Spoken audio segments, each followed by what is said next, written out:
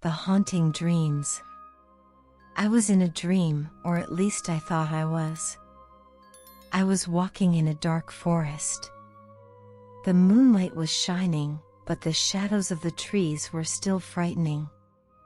Suddenly, a shadow appeared in front of my eyes.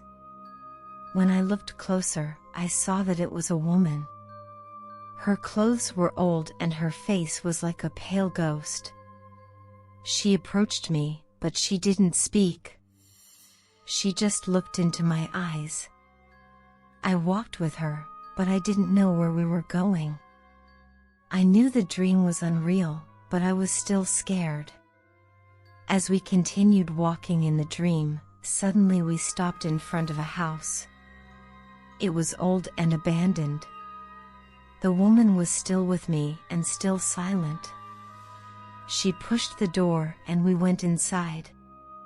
The inside of the house was horrible. Dusty curtains, broken furniture, and a cold air. She led me towards the bedroom. On the bed was another ghost, who looked like a child. This child, like the woman, was silent, but his eyes were full. The woman reached out her hand and stroked the child's head. Then she turned to me and this time she spoke, "Save him." The dream ended abruptly and I woke up, covered in sweat and my heart beating fast. I remembered the house I had seen in the dream and decided to find out the meaning of this terrible dream. I started to investigate and I found the location of this house. There used to be a family living here, but they mysteriously disappeared many years ago. The story was about this family and especially about the missing child. The locals near the house claimed that the house was haunted and that ghosts roamed at night.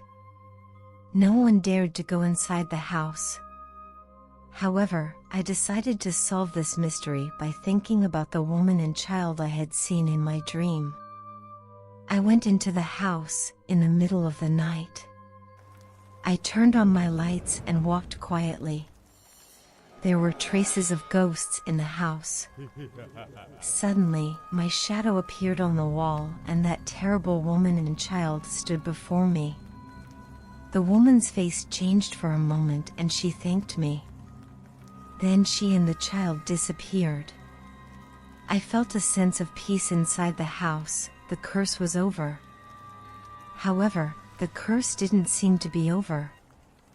That night, I started to hear strange noises in the bedroom.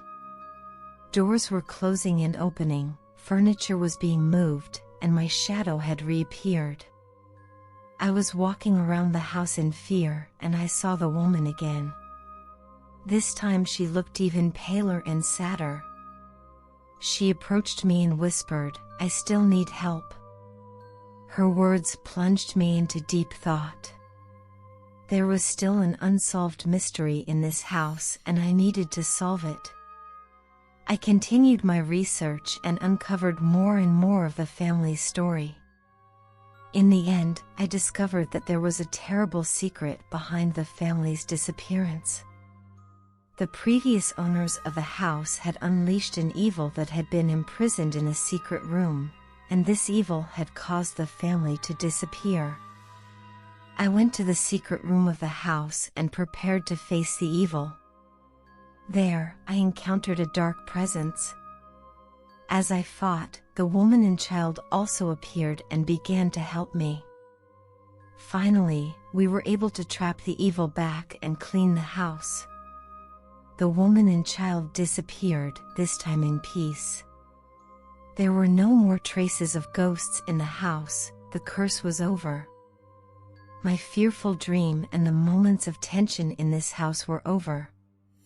The spirits of the woman and the child were at peace and I had helped them by solving this terrible mystery. This story deals with the theme of fear, mystery and the courage in human beings, and stands out as a story of struggle and triumph over the dark forces that people face.